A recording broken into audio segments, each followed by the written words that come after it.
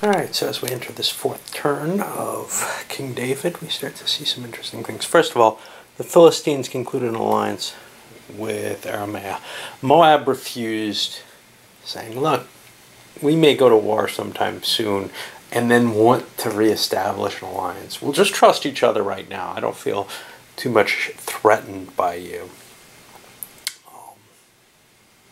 But I'd rather not seal an alliance at this point, because that'll make it more expensive if we do go to war in terms of never being able to ally again. I'd like to maintain some flexibility. And Aramea understands and accepts. They're not going to invade Moab. They haven't done it yet. On the other side, what do we got elsewhere? Action track. 1 action, 2 resource productions, a harvest, and 2 events. No build in there. So people, well, there's only 1 action.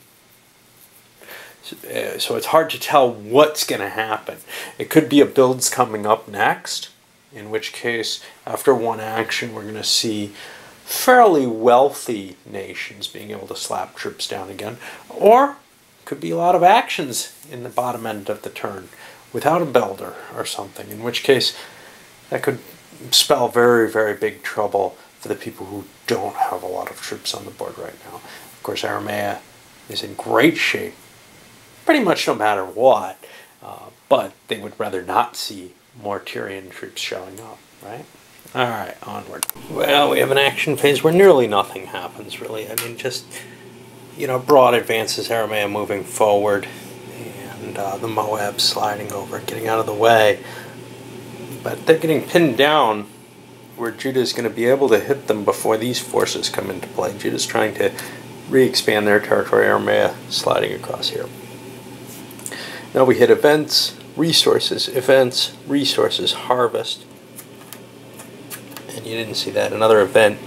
Really nothing's happening. It's possible for an alliance to come up from an event phase. But outside of that, we're just going to see production coming in. And the real question is, how many action phases before the build phase? And if you didn't see that shit, well, you'll be a little bit in the dark. Well, as we push down through those 2 resource phases, and we can see the money, but it's going to change very quickly because we've got a harvest, and then another event, and then a build phase, and then 1 action phase, more resources, another build, and then who knows what right now. But a lot of money is going to be in people's hands. This is kind of a way for somebody like Tyre to come back and kind of recoup some of their position. If you look at the money, well, they haven't gotten their harvest yet. They don't have much food at all, but they've got a tremendous supply of resources. So at this build phase, modifications to my rules continue. I've decided an absolute stacking limit actually does make some sense. But that's got to do with the supply effects of what an area can hold, perhaps. So, since the biggest force that an area could hold normally would be David's force, holding 7 units, I decided to double the normal stacking, 8 units, would make sense within my rules.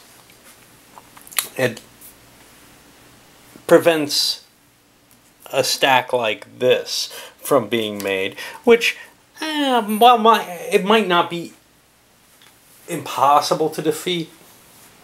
It certainly has so much staying power in the battle that it doesn't seem quite natural to me. So this feels like a limitation that I can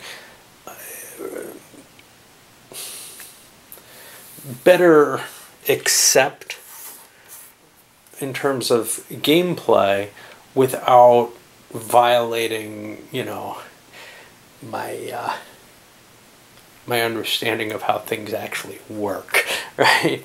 Okay, anyway, we're on, and we see the rest of the phase here. We've got 2 action phases surrounded by this resource build.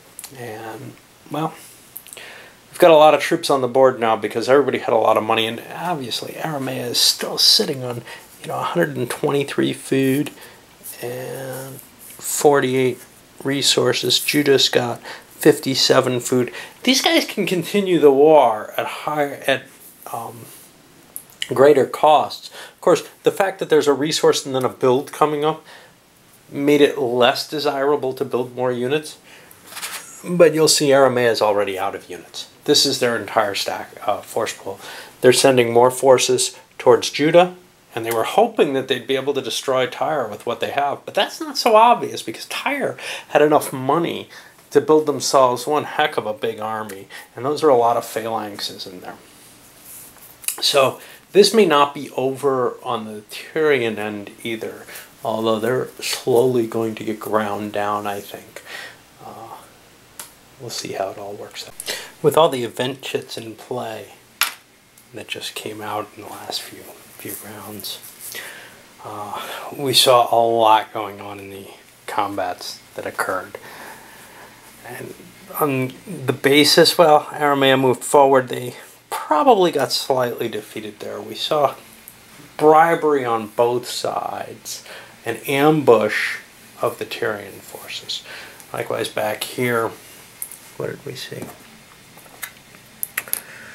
An attempted ambush by the Philistines, which was countered, I believe, by God's intervention, and then a surprise in favor, I think, of the Judeans, and they ended up taking Baalath. The force was pushed back. We got a mixed force there with Moabs in there. They basically wanted a place to hide. Elsewhere of kind of interest, Edom started moving against Moab. They may clear Moab out of there. One of their feelings, Tyre is playing them. Aramea is opposed to the Judeans.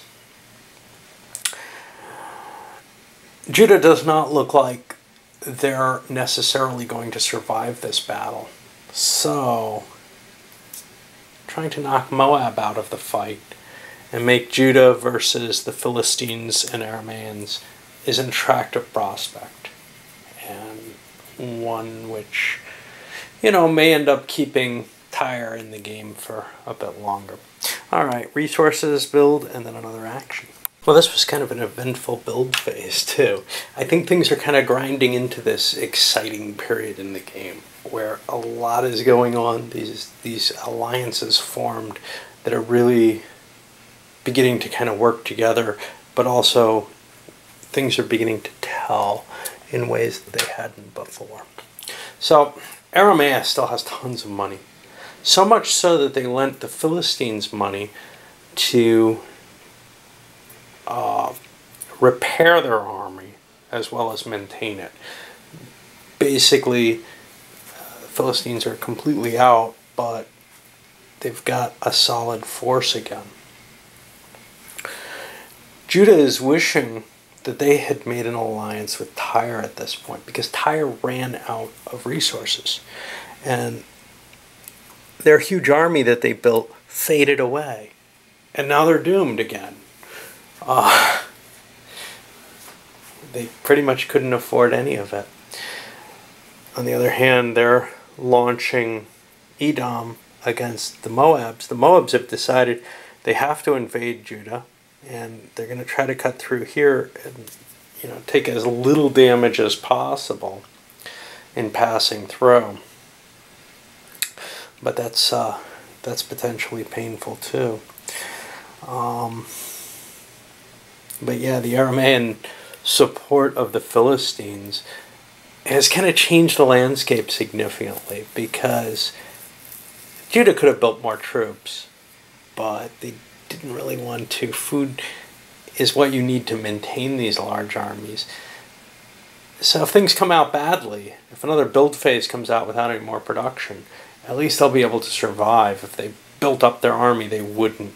And things looked okay until the dissolution of Tyre and its army showed up. Alright, on to the action phase, and that'll be the end of a very quick video, at least in terms of turns. And to wrap up this last action phase of the turn, well,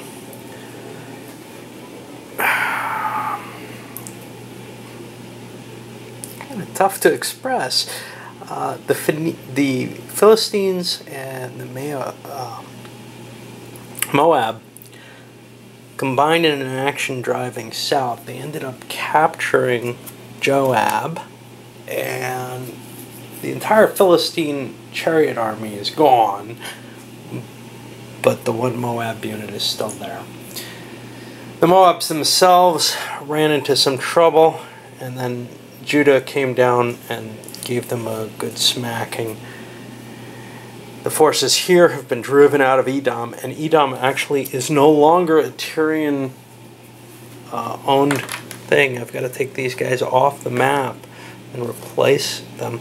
Edom's won its freedom, chasing the Moabs back into Judah. If there's a new war, there's a new war, and that's great, and they start out all over again. But as it stands, they've cleared their territory, and by my reckoning, that's what should happen.